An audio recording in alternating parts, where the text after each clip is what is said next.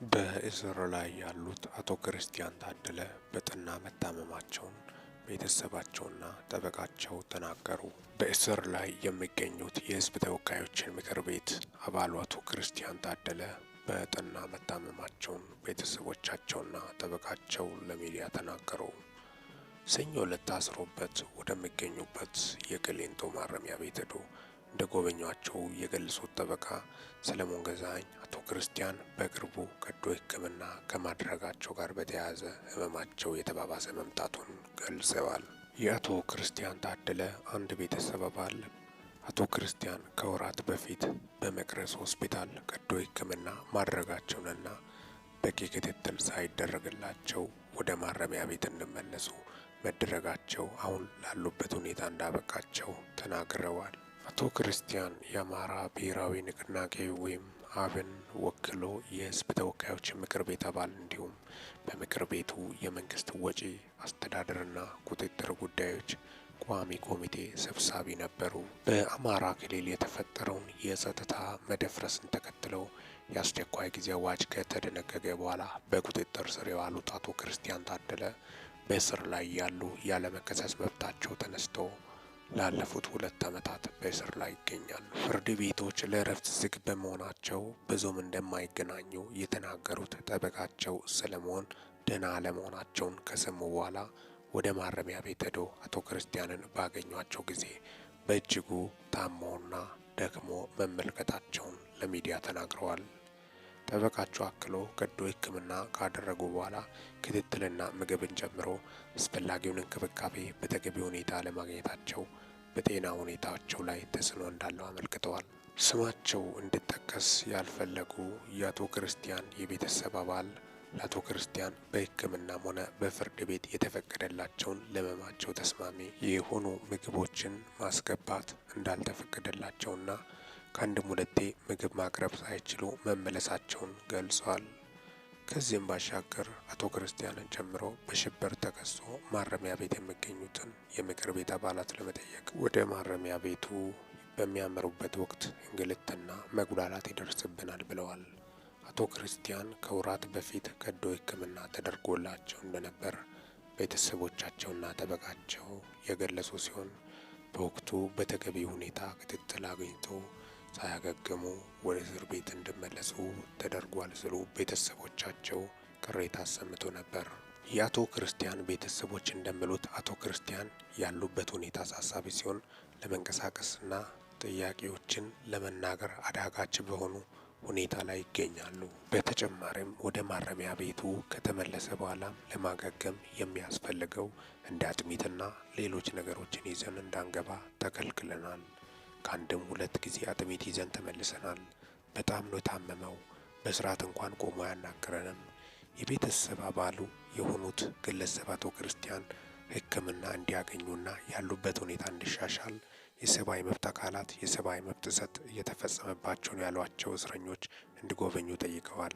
አቃቤ ሕግ የህዝብ ተወካዮች ምክር ቤት አባል በሆኑት አቶ ክርስቲያን ታደለና ሌሎችም ግለሰቦች ላይ ክስ የመሰረተው ከ1 ዓመት በፊት መጋቢት 2016 ዓ.ም ነበር። አቶ ክርስቲያን የወንጀል ህጉንና የሽብር ወንጀልን ለመቆጣጠርና ለመከላከል የወጣውን አዋጅ በመተላለፍ የተፈጸመ ወንጀልንና የጦር መሳሪያ አስተዳደርና ቁጥጥር አዋጅን በመተላለፍ ክስ ቀርቦባቸው ጉዳያቸው በፍርድ ቤት እየታየ ነው።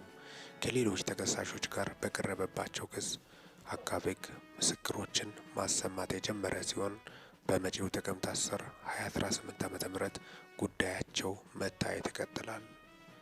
አቶ ክርስቲያን ታደለ እንግዲህ በዋናነት በፓርላማ ላይ ጥያቄዎችን በማንሳት ከፍተኛ ጠቅላይ ሚኒስትር ዶክተር አብይ አህመድ ጋር ክርክር የሚያነሱት የሀሳብ ሙግት የሚያቀርቡት የፓርላማ አባል እንደነበሩ ጭምርም ነው። በፓርላማ ደረጃ በመጀመሪያ ማለት ይቻላል በኢትዮጵያ ታሪክ ጠቅላይ ሚኒስትር ወይም መሪን በከፍተኛ ሁኔታ ቻሌንጅ የሚያደርጉት ጥያቄዎችን በማቅረብ የምታወቁት አቶ ክርስቲያን ታደለ የአብን ፓርቲ ወክሎም በህዝብ ተወካዮች ምክር ቤት ላይ አስተያየታቸውን ሀሳባቸውን እንዲያጋሩ አልፎም የተለያዩ እድሎችን በመጠቀም የህዝብን ጥያቄ እንዲያንጸባርቁ እድል አግኝቶ ነበረ። ያን በማስመልከት ከፍተኛ ጥያቄ ጠቅላይ ሚኒስትር ዶክተር አብይ አህመድን በመጠየቅ ስልጣን ልቀቁ እስከ ማለት ድረስ ጠቅላዩን የጠየቁ ባለሙያ ናቸው። ይህ እንግዲህ ፖለቲከኛ ወይም የማህበረሰብ ሚዲያ አልፎም ደግሞ የማህበረሰብ አንቂ የአብን ፓርቲ አባል እንደሆኑ ጭምርም ነው።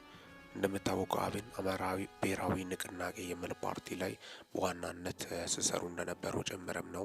ከነዛ መካከል አንዱ ከታሰሩት መካከል ከዚህ በፊት እንደሳቸው ልክ ጥያቄ የሚያቀርቡት ዶክተር ደሳለኝ ጫኔ ነበሩ። ዶክተር ደሳለኝ ጫኔ ለጥቂት ጊዜ ታስሮ ወዳውኑ ነበር የተፈቱት። እሳቸው ታስረው ከተፈቱ በኋላ ብዙም በፖለቲካ ተሳትፎም እንደ በፊቱ ባይሆኑም ግን ከመሳተፍ በሕዝብ ተወካዮች ምክር ቤት ደረጃም ከመጠየቅም ወደ ኋላ አላሉም። የተለያዩ ጥያቄያቸውን ሲያነሱ ነበር። ለአቶ ክርስቲያን ታደለ ግን ዋነኛ መታሰር ምክንያት የሆነው ይህ ፋኖ ትግልን ተከትሎ በማህበራዊ ሚዲያ ወይም በህጋዊ ፌስቡክ ገጻቸው ላይ በመለጠፍ ወጣቶችን እየቀሰቀሱ ነው በማለት በሚል ለሽብር ቅስቀሳ እያደረጉ ነው፣ ህገወጥ የጦር መሳሪያ በሚሉት ነገሮች ነበር ተጠርጥሮ የታሰሩት። ከነዛ መካከልም አንዱ የብልጽግና አባል የነበሩት በአማራ ክልል አቶ ዮሐንስ ቧያለው ናቸው እና በርካታ ፖለቲከኞች መታሰራቸው ተከትሎ ከዛም እነዚህ አቶ ዮሐንስ ቧያለውን ጨምሮ ምግብ ያለመመቸትን ተከትሎ የሆድ ድርቀት ላይ ወይም አንጀት ላይ ጉዳት መድረሱን ከዚህ በፊት የወጡት መረጃዎች ያሳያሉ። ቀዶ ሕክምና ማድረጋቸው የሚታወስ ነው።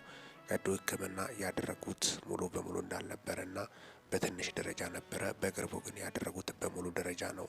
በአሁኑ ሰዓት ሕክምና መከታተል እንዳለባቸው እንደሚያስፈልጋቸው ጭምርም ነው። ያለዚያ በጣም በከፍተኛ ሁኔታ ለህልፈት ሊዳርጋቸው ይችላል የሚሉት መረጃዎችን ቤተሰባቸውና ጠበቃቸው እየገለጹ እንደሚገኙ ጭምርም ነው። እስካሁን ድረስ እስር ላይ ሆኖ ጉዳያቸውን እየተከታተሉ ያሉት አቶ ክርስቲያን ታደለን በማስመልከት በርካታ ነገሮች እየወጡ እንደሚገኙ ጭምርም ነው።